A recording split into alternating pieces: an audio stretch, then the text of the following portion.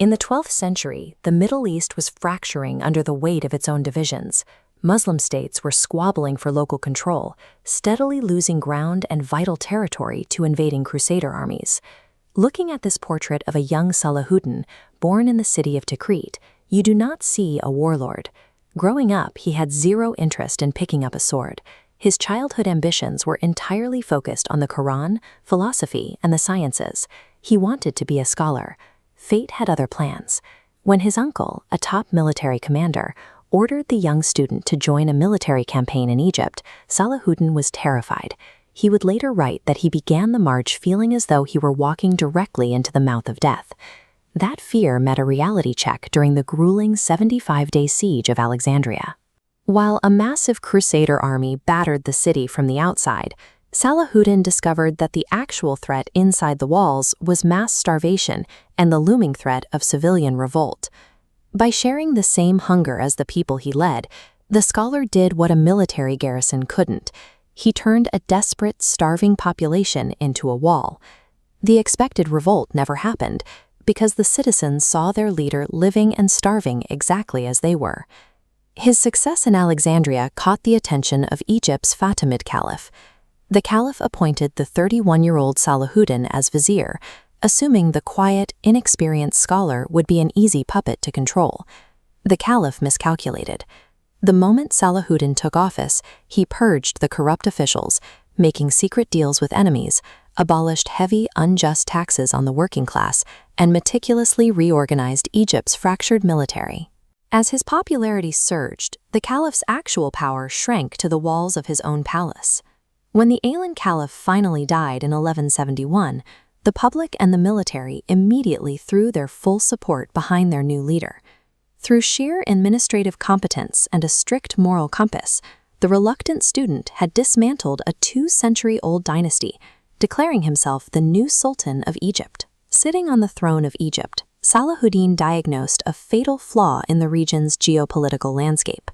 Local rulers were so obsessed with defending their tiny fiefdoms from each other that driving out the Crusaders and reclaiming Jerusalem was impossible. This map shows the fragmented reality he inherited. For the next 12 years, Salahuddin refused to point his sword at his neighbors. Instead, he deployed an exhaustive campaign of diplomacy, patience, and extreme financial generosity to win over his rivals. The strategy worked. He successfully dissolved the borders between Egypt, Syria, Yemen, and the Hejaz, forging them into a single, unified Islamic empire capable of standing against any outside threat. But the fragile peace holding the region together was about to snap. The honorable leper king of Jerusalem, Baldwin IV, died. In his place rose a deeply aggressive, inexperienced leader, King Guy. The spark that ignited the region came from a tyrannical Crusader knight named Reynald of Chatillon. Reynald shredded the existing peace treaties, slaughtered innocent merchant caravans, threatened to march on Mecca itself. The diplomat sultan finally decided it was time for war. Look at the sheer scale of Carrick Castle. Salahuddin knew that throwing his men against the stone walls of fortresses like this would result in massive casualties, so he set a psychological trap. He attacked the vulnerable outpost of Tiberias, baiting the Crusaders to leave their impenetrable castles. King Guy took the bait. He marched 20,000 men, weighed down by heavy iron armor, straight into the brutal heat of the July desert. Salahuddin dictated every term of the engagement. His fast-moving cavalry harassed the sluggish Crusaders, exhausting them. He completely blocked their access to water. Then, to seal their fate, he set the dry desert brush on fire, blinding the choking army with thick smoke. The Battle of Hattin ended in total annihilation for the Crusader forces.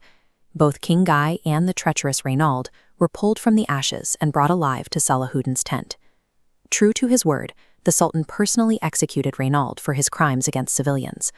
But when King Guy braced for his own death, Salahuddin handed him a cup of iced water, establishing a strict rule of chivalry. A king does not kill a king.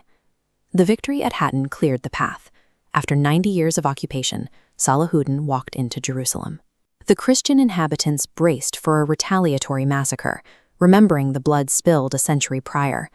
Instead, Salahuddin granted total amnesty, forbidding the destruction of any churches. He chose mercy over vengeance. News of Jerusalem's fall sent shockwaves through Europe. The Pope immediately called for the Third Crusade, and this time Europe dispatched its most terrifying military commander, King Richard the Lionheart. The two military geniuses clashed directly at the Battle of Arsuf. In the peak of the chaotic fighting, a stray arrow struck King Richard's mount, sending the English monarch crashing to the ground to fight on foot, completely exposed.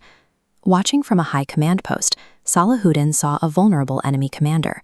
By the standard rules of war, he should have ordered his archers to fire. Instead, he sent a messenger down into the carnage, leading two fresh, fully saddled Arabian horses directly to Richard. This single act of chivalry changed the nature of the campaign.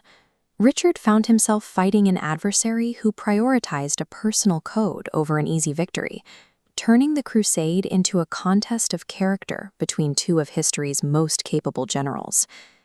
As the war ground into a stalemate, the harsh Middle Eastern climate broke the English king. Richard fell deathly ill with a severe fever, leaving his army essentially leaderless. Salahuddin could have easily marched on the weakened crusader camp. Instead, he sent his personal physicians across enemy lines to treat Richard, alongside regular shipments of fresh mountain snow and fruit to help bring down his fever. Recognizing the futility of fighting such an adversary, Richard agreed to the Treaty of Jaffa. Jerusalem would remain under Muslim control, but Christian pilgrims were guaranteed absolute, permanent safety to visit their holy sites. The bloodshed was over. Just months after securing the peace, illness caught up with the great leader. At only 55 years old, Sultan Salahuddin Ayyubi passed away in Damascus.